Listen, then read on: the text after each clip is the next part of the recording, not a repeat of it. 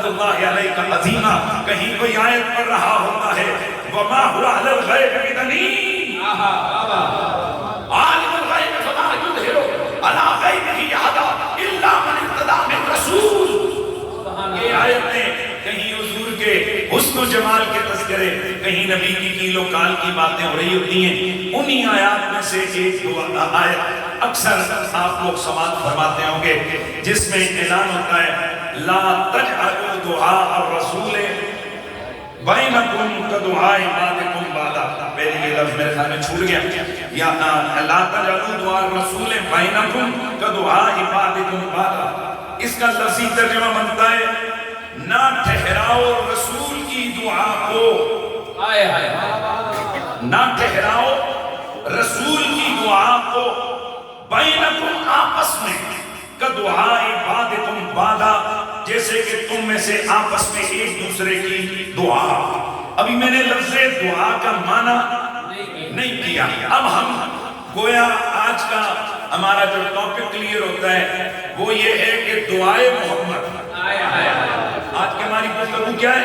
دعائے محمد۔ میں نے ایک سلسلہ یہ پچھلے 2-2.5 مہینوں میں شروع کیا ہے، آپ لوگ جو سوشل میڈیا پہ مجھے روز سنتے ہیں، آپ نے دیکھا ہوگا کہیں میں حضور کی آنکھوں کا تذکرہ کر رہا ہوتا ہوں، کہیں حضور کی سماعت کی وسعتوں کا بیان ہو رہا ہے، کہیں نبی کی زلفوں کے تذکرے ہوتے ہیں، کہیں نبی کے سینے کی بات ہے، کہیں نبی کے خوشبو والے پسینے کی بات ہے۔ تو یہ ہمارے عنوانات مختلف حوالے سے ڈسکس ہوتے ہیں۔ تو آج کی ہماری گفتگو کا عنوان ہے دعائے محمد۔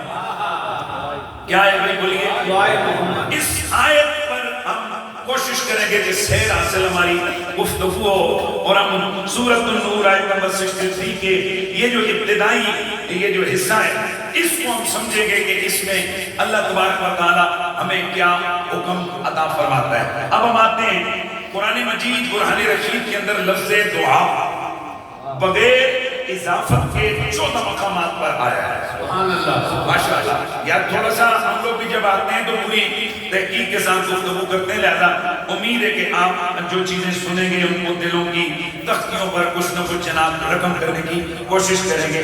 تو کتنی دفعہ ہے جی؟ بغیر اضافت کے 14 دفعہ لفظ دعا اضافت کے ساتھ، جیسے دعا ہو، دعا حکم، دعائی، یہ 6 مقامات پر آ گیا۔ تو کل لفظ دعا جو ہے یہ کتنے مقام پر آ گیا؟ یہ تقریباً 20 مقامات پر یہ لفظ دعا قرآن مجید کے اندر ڈسکس ہوا ہے۔ لفظ دعا کا معنی دعا یدعو دعاءً ہے۔ کیا ہے؟ دعا یدعو دعاءً۔ لفظ دعا کا استعمال قرآن مجید میں کئی معانی کے لیے ہوا ہے۔ نمبر 1، لفظ دعا بمعنی عبادت۔ لفظ دعا بمعنی عبادت۔ اب عبادت کیا ہے؟ یعنی دعا کیا ہے؟ اپنے آپ کو ذلیل، کمزور اور عاجز سمجھ کے تذلل اور انکساری سے طلب کرنا یہ دعا کہلاتا ہے۔ بے شک توجہ ہے جی، چونکہ طلب کا معنی امر میں بھی ہے، طلب کا معنی نہی میں بھی ہے، طلب کا معنی عرض میں بھی ہے۔ یعنی ہم کسی کو کہتے ہیں یار یہ کام کر دو، ہم کسی کو آرڈر کرتے ہیں یہ کام کر دو، اور ہم اللہ کو بھی کہتے ہیں یہ کام کر دو۔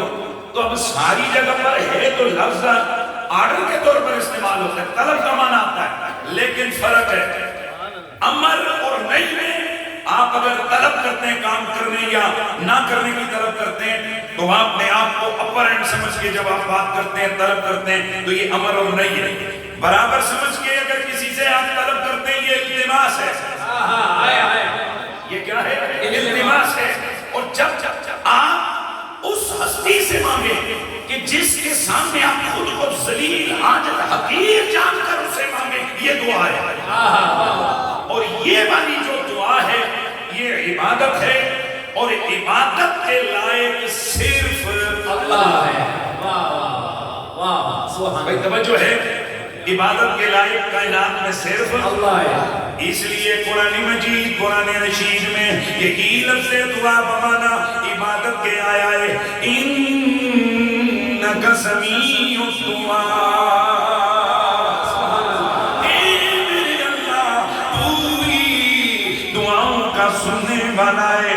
ان ربی لسمیع الدعاء، بے شک میرا رب سمیع الدعاء، دعاؤں کا سننے والا ہے. اور یہی ہم مانگ رہے ہوتے ہیں، رب اجعلنی مقیم الصلاۃ ومن ذریتی ربنا تقبل دعاء. یہ سارے مقامات کے اوپر یہ جو دعا ہے، یہ دعا بوانا عبادت ہے. اس معنی میں دعا صرف کس سے مانگی جا سکتی ہے؟ اللہ سے، کیونکہ عبادتوں کے لائق اللہ. ہاں جی، ذرا گھر بچ کے عبادتوں کے لائق اللہ. ہر قسم کی جانی مانی بدنی عبادت کے لائق اللہ ہے. ارے قیام کے لائق اللہ ہے، رکوع سجود کے لائق اللہ ہے. ہر جانی مالی بولی فینی بدنی ہر قسم کی عبادت اسی کے لائق ہے. اور کوئی بھی مومن مسلمان اللہ کے سوا کسی کی بھی عبادت نہیں کرتا.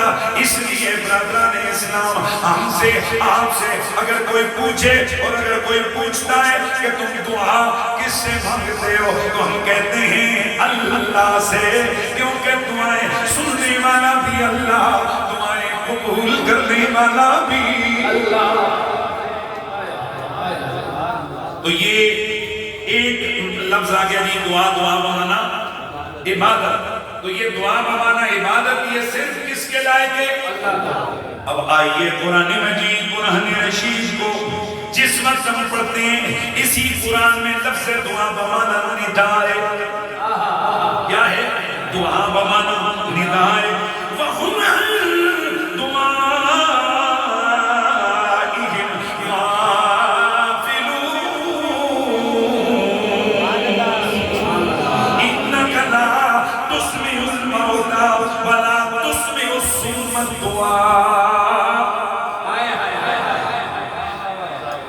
توجہ ہے کہ نہیں؟ اب یہاں پر انک لا تسمع الموتى، آپ اپنی قوت سے کسی مردے کو نہیں سنا سکتے. اکرم یکرم اکراما، اسمع یسمع اسما. یہاں فرمایا لا تسمع الموتى.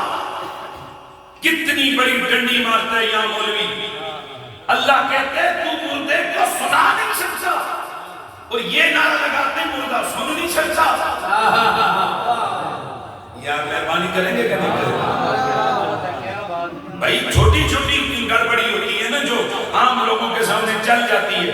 اگر نہ ایڈی للی قوم نہیں کہ تھی کھلی کرپشن کرو تو بھائی لوگوں نے سامنے کھڑے نہ جاؤ. یہ چھوٹا چھوٹا گڑبڑ کا یہ جناب اپنا پیمانہ ان لوگوں نے رکھا ہوا ہے.